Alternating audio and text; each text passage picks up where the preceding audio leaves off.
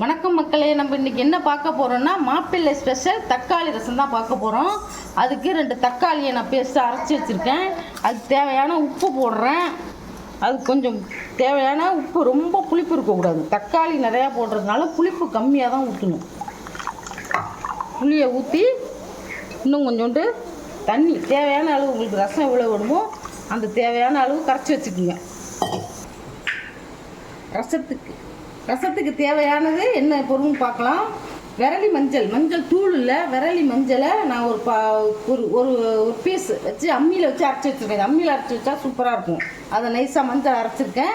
அதுக்கப்புறம் 1.5 ஸ்பூன் சீரகம் வைக்கிறேன். ஒரு 7 பல்லு பூண்டு வைக்கிறேன்.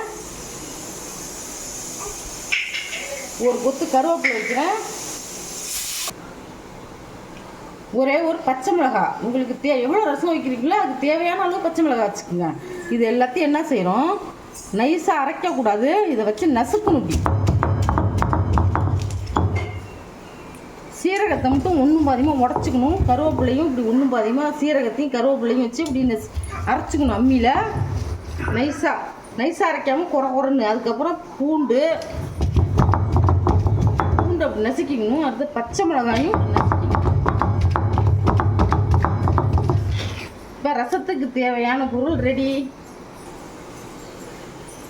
விரலி மஞ்சள்னா சில பேருக்கு தெரியும், சில பேருக்கு தெரியாது. இந்த குழம்பு தூளுக்கெல்லாம் போட்டு அரைப்போம்ல, அந்த மஞ்சள் தான் இது. பாருங்கள், இதில் ஒரு பீஸ் வச்சு தான் அரைச்சிக்கணும். ரசத்துக்கு இந்த மாதிரி மஞ்சளை அரைச்சி போடும்போது அது ஒரு டேஸ்ட்டாக இருக்கும். எங்கள் ஊர்லலாம் அப்படி தான் வைப்போம்.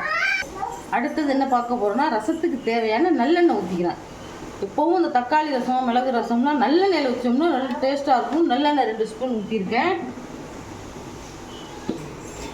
இப்போ எண்ணெய் சூடாயிருச்சு. 1 ஸ்பூன் கடுகு போடுறேன். அதுக்கப்புறம் நம்ம நசுக்கி வச்சோம்ல அந்த ஜீரகம், கருவேப்பிலை, பச்சை மிளகாய், பூண்டு, மஞ்சள் எல்லாத்தையும் இந்த மாதிரி நம்ம எண்ணெயில் வச்சு வறுக்கணும்.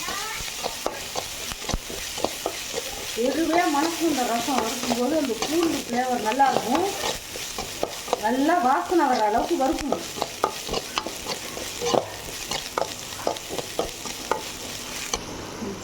இப்போ நல்லா வாசனை வர அளவுக்கு நம்ம அதை வதக்கிட்டோம். அதுக்கப்புறம் நம்ம கரைச்சி வச்ச ரசத்தை அதில் ஊற்றணும். ஊற்றினதுக்கப்புறம் இதை என்ன செய்யணும், கொதிக்க வைக்கக்கூடாது. அப்படியே மேலே நுரையா வரும். கொதிக்க வச்சிங்கன்னா அதோட டேஸ்ட் போயிடும். அப்படியே மேலே நுரைச்சிக்கிட்டு வரும். அப்போ அப்படியே டக்குன்னு அடுப்பு ஆஃப் பண்ணிடணும். வேணும்னா பருப்பு தண்ணி அதில் ஊற்றிக்கலாம், இல்லைன்னா சும்மாவே சாப்பிட்டாலும் நல்லா தான் இருக்கும். இது எங்கள் மாமனாருக்குலாம் ரொம்ப பிடிக்கும். நான் வாக்கப்பட்டு வந்த இடத்துல எங்கள் மாமனார் எங்கள் மருமகளை ரசம் வைக்க சொல்லு அப்படின்னு தான் சொல்லுவார். இந்த ரசம் தான் இப்போ உங்களுக்கு நான் வச்சு காட்டுறேன். இதை செஞ்சு பாருங்கள் மக்களே. இப்போ ஸ்பெஷல் மாப்பிள்ளை ரசம் ரெடி ஆகிடுச்சு. எப்படி நுரைச்சி வந்துட்டு பாருங்கள். கொதிக்கக்கூடாது, கொதிச்சுன்னா நல்லா இருக்காது. இந்த மாதிரி மேலே அப்படியே நுரையா வந்ததும் ஆஃப் பண்ணிடணும். மாப்பிள்ளை ரசம் ரெடி.